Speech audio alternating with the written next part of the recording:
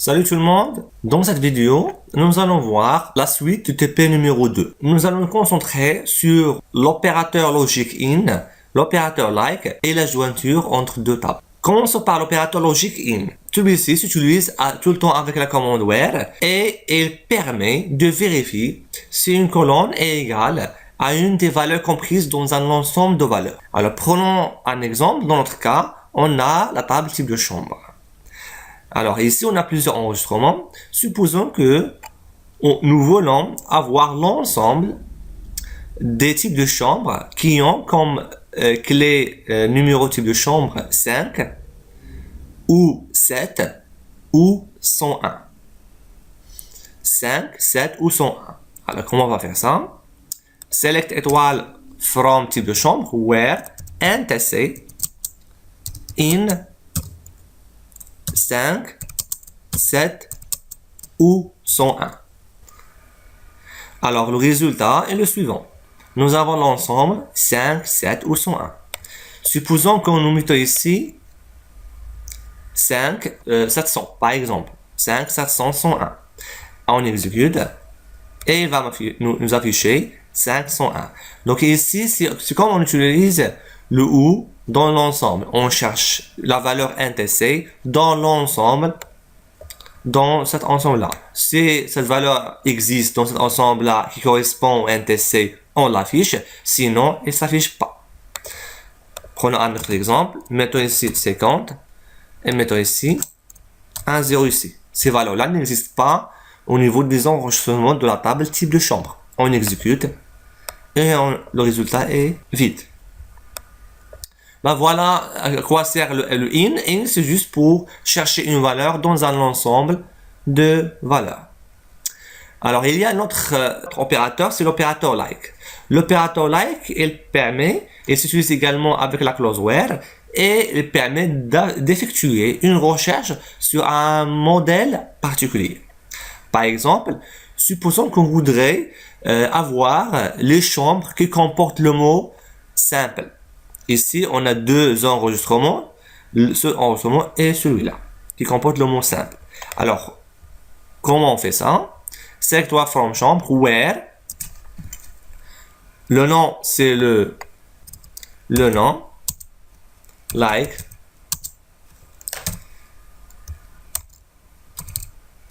simple. Alors ici, avec cette requête-là, on cherche dans le type de chambre, au niveau de la colonne nom, le mot-clé simple. Exécutons ça. Et voilà le résultat.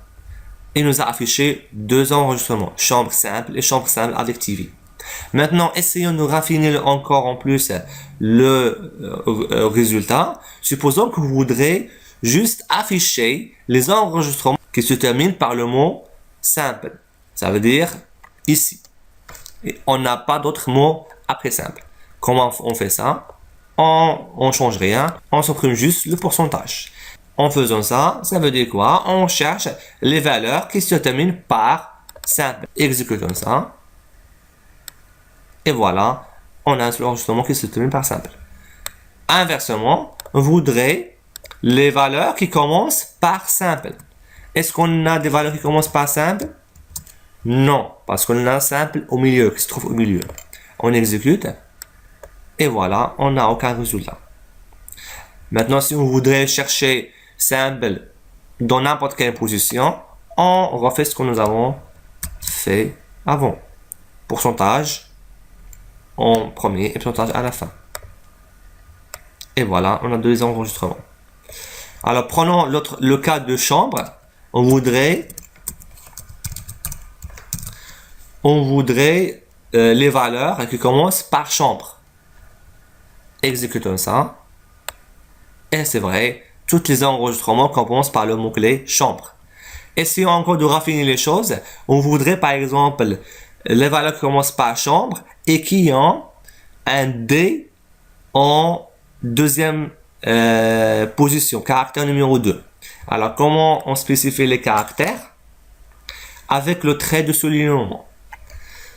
Par exemple, on va faire le caractère ici. Ça représente un caractère, trait de soulignement, et on fait ici D. Ça veut dire que Et le caractère ici représente l'espace. Espace et D. On exécute. Et c'est bien, on a deux genres de chambre, espace, D. Le trait de soulignement représente un caractère. Prenons un autre exemple. On a besoin de chambre, un caractère. Par exemple, le double. Un caractère ici, D, O. Donc, c'est 3 caractères. Faisons comme suit. Le premier caractère, c'est 1, 2, 3. Et on va faire ici O. Pour qu'il affiche les caractères numéro 3. On exécute. On n'a pas de résultat. Parce qu'on a dépassé les caractères. On supprime un caractère. On exécute. Et voilà. On a 1, 2 caractères. Et le mot O se trouve en 3e position. Ben voilà en ce qui concerne l'opérateur like. Maintenant, passons aux jointures. Alors, c'est quoi une jointure? Une jointure représente la liaison entre deux tables. Ici, nous avons déjà vu que les tables chambre et tables type de chambre sont liées entre eux. On a ce type de chambre à un ou plusieurs chambres. Alors, comment on fait la jointure entre ces deux tables-là? Avec la commande inner join. Faisons comme suit. Par exemple, on voudrait afficher select, numéro de type de chambre, frais de location, frais supplémentaires, le FS, from chambre, d'accord, inner join,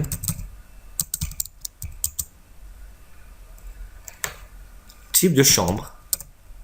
Alors, quel est le lien entre chambre et type de chambre? C'est le numéro de type de chambre. Alors ici, je vais joindre chambre avec type de chambre.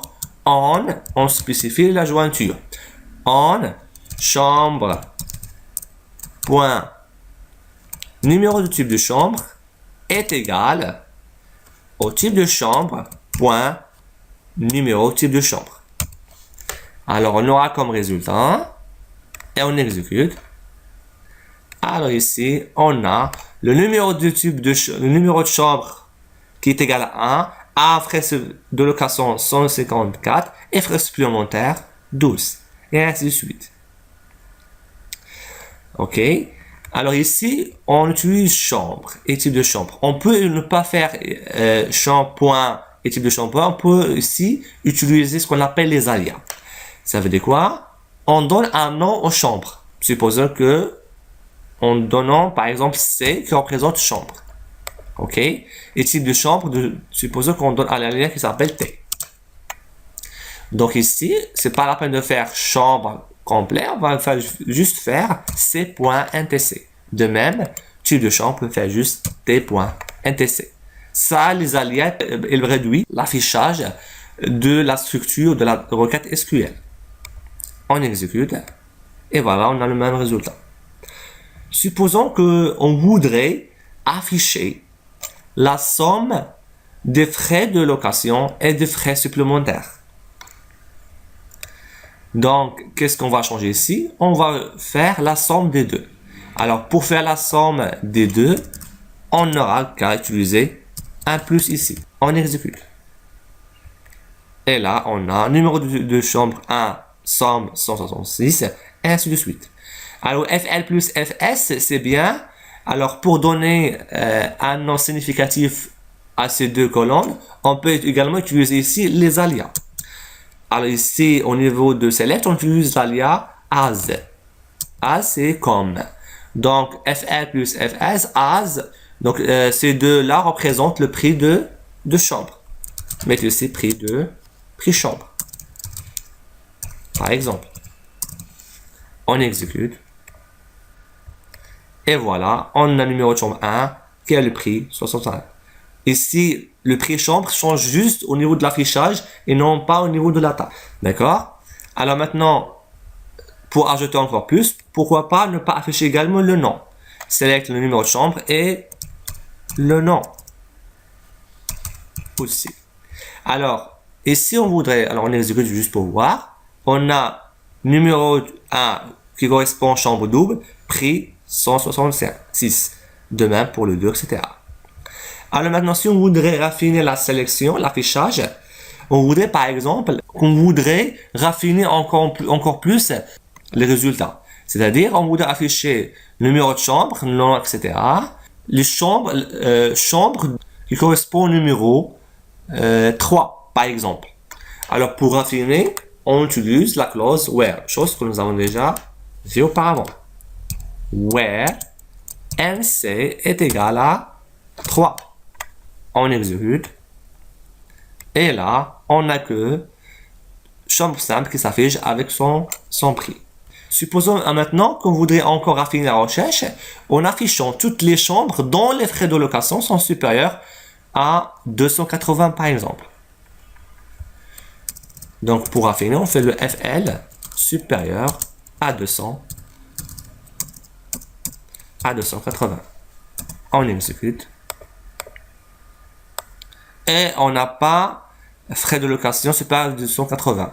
On change la sélection, supposons A supérieur à 100. On exécute.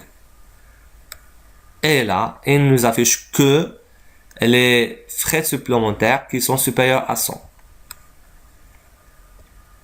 Maintenant, ici, on peut utiliser également la clause between en affichant juste les chambres dont les frais de location sont comprises entre, par exemple, ici, pour bien voir les choses, pourquoi pas ne pas faire FL ici pour voir est-ce que ce que nous avons fait est juste.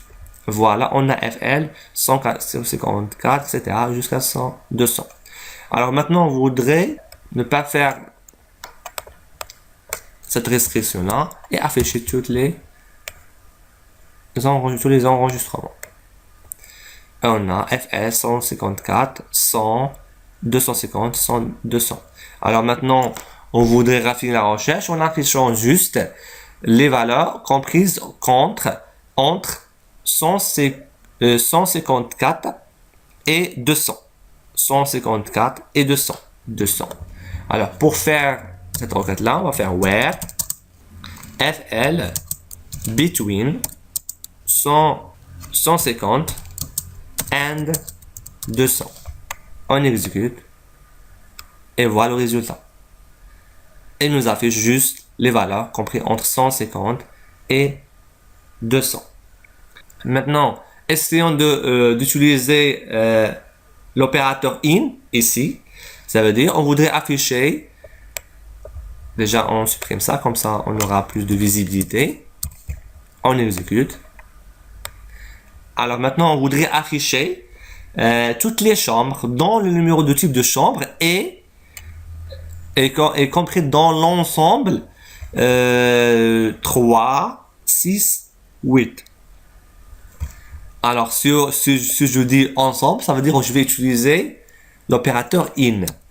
Where NTC in 3, 6, 8.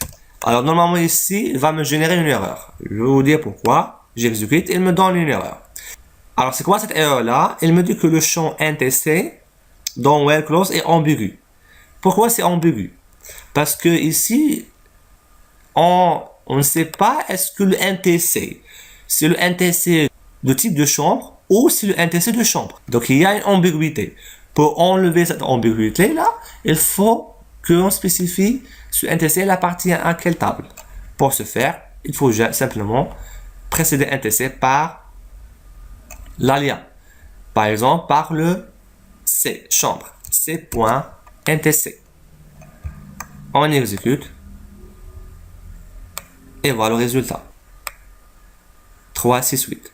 Alors là, il m'affiche juste les chambres qui ont le NTC compris en 3, 6 et 8. Alors, pour voir est-ce que ça s'affiche bien, on affiche le NTC, la valeur NTC ici. On exécute. Et on a bien juste les enregistrements qui ont 3, 6. Le 8, on n'a pas le 8. Je pense qu'on a juste le 7, on n'a pas le 8.